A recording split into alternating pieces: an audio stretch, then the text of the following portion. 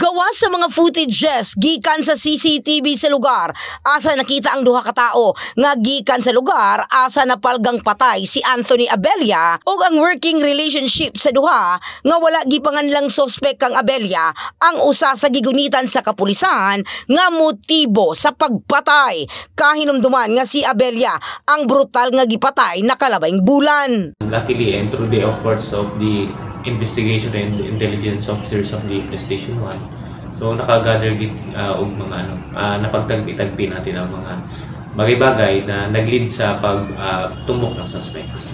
Kumpiyansa si Dungka nga ligon ang kasong ipasaka nila sa piskalya karong simana. Kikita natin yung kung ano talaga kumbaga kung why did it happen.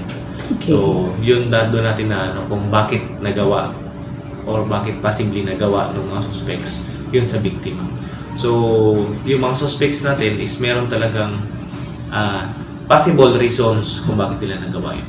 With anger and yun nga, grudge towards the victim. Una nang gibutyag ni Dr. Ricardo Rodaje, Medical Legal sa National Bureau of Investigation, Sarangani District Office o NBI Sardo, nga tumang kasuko ang nagtukmod sa mga mihimo sa krimen nga patyon si Abella. Kinidungan sa resulta sa gihimo ni ining autopsy sa nasangpit.